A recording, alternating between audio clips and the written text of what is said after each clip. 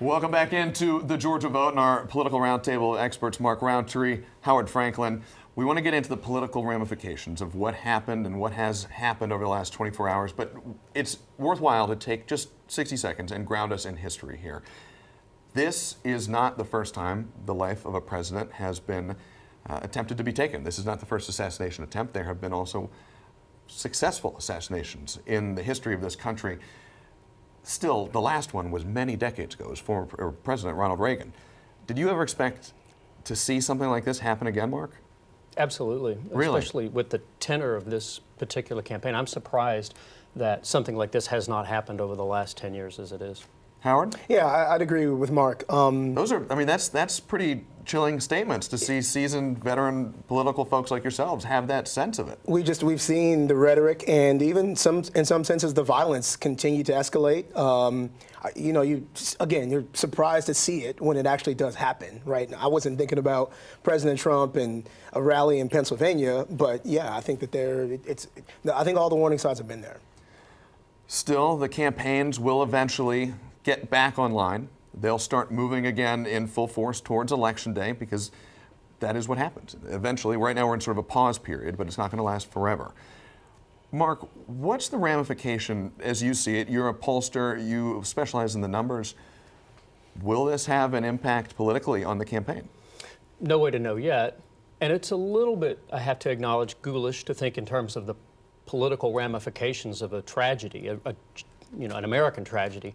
But I do think that it does accentuate for the public a feeling of lawlessness in the country, of uneven application of the law that may be encouraging some people to act. I do think that it absolutely re-energizes, if they even needed it, sort of the Republican and the Trump base. These people are now upset and know that they're being targeted by some people. So I think it does have an impact on the election. And Howard, the Republican National Convention is set to start tomorrow. Right. What are Democrats thinking? What are Democrats strategizing about how to navigate this next week? It's so funny you ask this question, Zach, because Democrats didn't know what to expect in the first place, right? We don't have a presidential or vice presidential nominee yet named for former President Trump.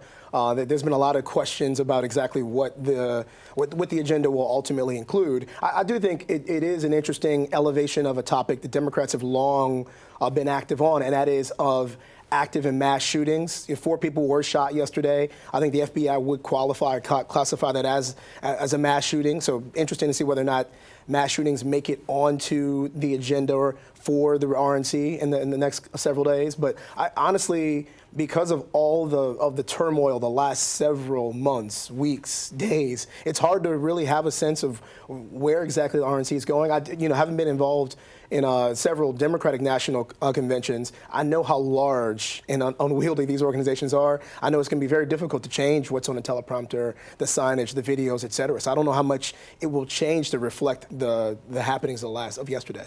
Well, and as you both know, in a campaign for the White House, there are the principals, the 2 main candidates, Republican and Democrat, and that's former President Trump and President Biden. But there is an enormous ecosystem of surrogates and lower-level elected officials who play an important role in those campaigns as well.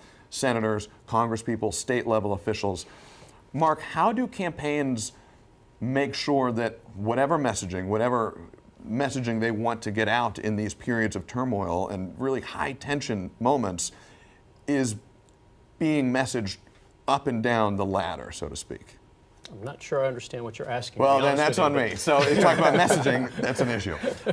In a world where you have surrogate politicians who are also sharing their own comments, weighing in on big moments like this, the campaign apparatus itself may say, hey, we want this to be the message. Just today, the Trump campaign from the top down has directed its staff to tone down the response, tone down any venomous response, even if they're upset. There's a part of this you can control, which is the staff itself, but then there's a part that it's just social media. Well, and then there are other elected officials who they can kind of do what they want, right, Howard? Yeah, I'll tell you, from the Biden campaign's perspective, I get rapid response emails when a thing happens, right? Whether it was the debate or some other national issue or any issue of import that I might be called upon to speak to. And many times that's including some of the facts and figures you might not otherwise be aware of. Sometimes it is about what Mark mentioned. Hey, here's kind of how we want the touchstone to feel. This is the the approach we want to take. But those sorts of things, I think, in 2024, absolutely they're flying around. You can go to the social media of the principals and see kind of what tone and what tact they're taking.